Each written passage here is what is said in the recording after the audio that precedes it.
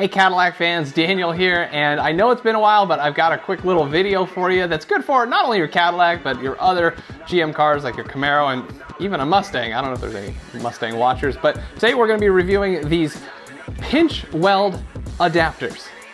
Well, if you don't know what a pinch weld is, I'm gonna tell you about it, and if you do know, well, we're gonna find out if these things aren't any good. So, let's get to it.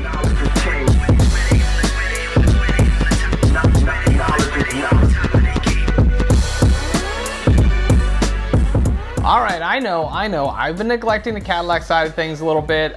It's hard though, you know, I've been a little preoccupied with the new GT4, but I actually originally planned to have a couple of videos for the Cadillac crew this week. Unfortunately, I had to push those videos back, so I said, you know what, I gotta bring them something this week, and that's why I am going to do a review on these pinch weld adapters.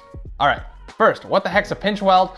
Well, the points at which you're supposed to jack up your car, those points have a piece of metal running down there in the frame where two pieces of metal are sort of pinched together. That is, for some reason, the point at which you jack up the car on most GM cars. And it seems kind of a flimsy place to do it. I don't know why they do it, but you know, it works. But if somebody hits it the wrong way, it eventually kind of gets bent and warped, and sometimes it can even fold over, and that's no good either.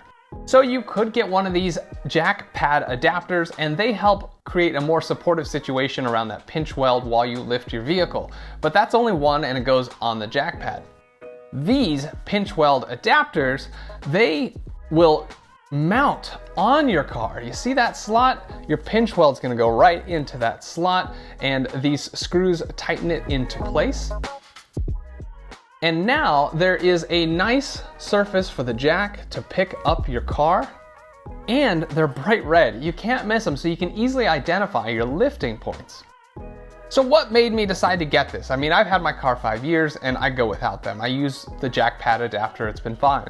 Well, I recently picked up a quick jack, and I'll tell you more about the quick jack in another episode, but the quick jack I found needed a lot of little twerks and spacers to properly lift my CTS because I've got those Savage splitters and the car is lowered.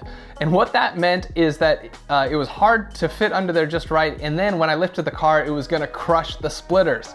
That's not cool. Not only that, but I've been to tire shops and I've literally had to stop them because I could hear the fiberglass splitters being crushed. People don't know what they're doing sometimes. So I'm hoping if I put these on, they'll not only hang down more for a little more clearance, but they'll be better for the quick jack to lift my car. Now, you don't have to have a quick jack to want these. I think they're great no matter what. I wish I knew about them in the first place. I picked these up off of Amazon, and there's quite a few sellers. They all seem to just put their own name on the same product, I'm guessing. These were about $35 or so. I don't know about the quality. I mean, it's aluminum. How bad can it be? But you can pay more if you want to maybe guarantee a little bit better quality. Instead of just getting these from random company in China, you can order from ZL1 Add On parts, and they have some pretty good quality parts, but they definitely price things a little higher. They package them nicer though, and maybe it's better quality. I don't know. If you're ZL1 add-on parts, let me know, or if you had them, let me know. But when it comes to a block of aluminum, I think they're probably gonna be fine. And if not, well, I guess I wasted some money and I'll need to get the better ones. All right, so let me show you how to install these, and we'll test them out and see if they're any good.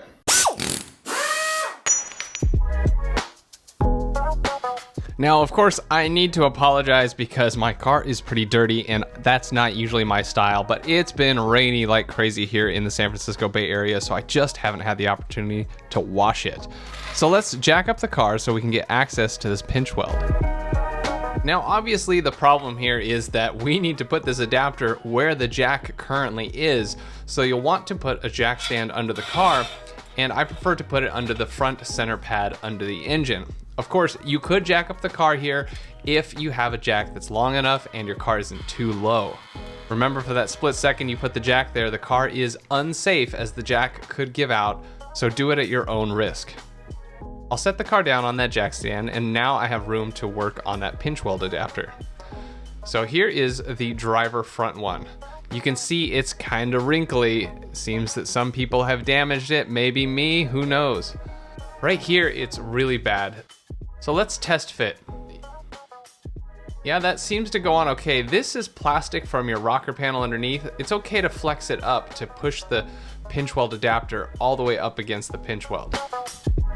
But unfortunately, I would like this pinch weld adapter a little farther back, and it's a little too wrinkled in that area. So I'm gonna take some vice grips and try to squish that back together. It's pretty tough though. Maybe you need to use a hammer, but whatever it takes.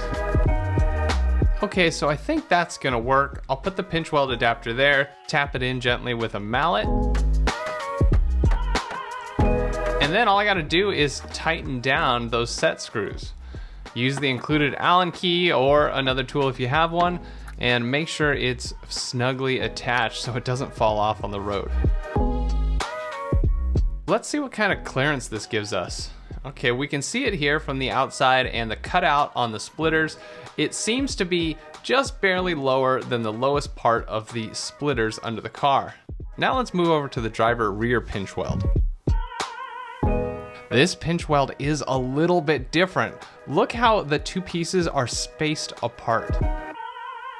The other thing is that there's this sort of a lump here in the middle, which makes one side not quite as deep as the other. So when you put the pinch weld adapter on, first of all, it's tough to get past those two spaced apart pinch welds. It's a little uneven because of that bulging piece of metal there. And what I eventually realized is this isn't gonna get on quite tight enough. Even after hammering it on, the set screws don't really get a good enough bite on the metal. So I kind of gave up on the rear. It just wasn't gonna work. Let's lower the car down and take a closer look at the jack pad and pinch weld adapter contact point. You can see that when using a normal jack, it works pretty good. There's no need for that pinch weld adapter or any kind of spacer whatsoever. It definitely gives me just enough clearance from the splitters that I don't have to worry about my jack pad crushing them. I used to have to make sure that this portion was totally clear of the splitter, but now I don't have to worry about that. Here's the pinch weld adapter while the car is on the ground. You can see it's barely noticeable. It's not gonna get caught on any speed bumps even if you have a low car. It's definitely not the lowest point of the undercarriage. Since that worked out well, I went ahead and installed the one on the passenger side as well, and you can see it fits nicely there. I'm glad these at least worked out on the front because the front of my car is the lowest. And because the front is lower, at least having the adapters up front will be helpful. So now what's important to me is to see if the quick jack is gonna cooperate. I'll carefully jack up the car, listening closely for any fiberglass cracking.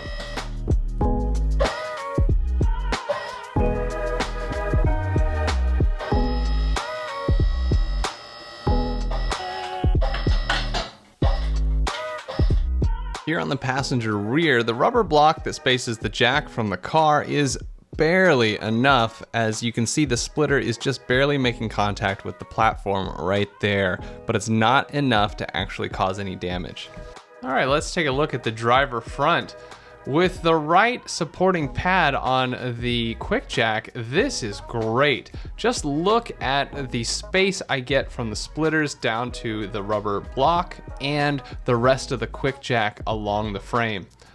Obviously, with the adapter only on the front, the rear actually has a little less clearance. Let's take a look at that. All right, back here, there is definitely less clearance. In fact, I think the quick jack may be touching the splitters slightly, but there's not a lot of weight on the splitters. Most of it is on the rubber block that you can't really see up in the shadows there. Now you might say, Daniel, why don't you just put a thicker spacer between the quick jack and the car? Well, that would be nice and that would fix this little gap issue, but when the car's on the ground, it's just a little too low, and fitting a thicker spacer is tough. Fitting this size spacer is already a pretty tight squeeze. So it's like, you know, can't win. But it's definitely improved with these adapters, and I'm really excited about that.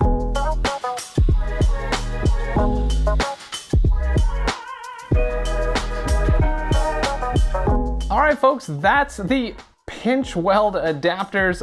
Unfortunately, yeah, they don't really fit on the rear for the CTS. I guess they're more consistent front to rear on like the Camaro, but they do fit on the front, and honestly, I can live with that. That is a little helpful, especially since my car is the lowest at the front. I'm glad I didn't spend the extra money on the ZL1 Add Ons version, so at least I now have 2 spares in case either one of those falls off, which I'm hoping they don't, because that would be bad for possibly my car and somebody else's. So if you appreciated this little review and interesting little tool for your car, please, hit the like button, subscribe, and hit the bell to be notified of future videos. Thanks so much for watching the Jet Fuel Only channel. We'll see you next time.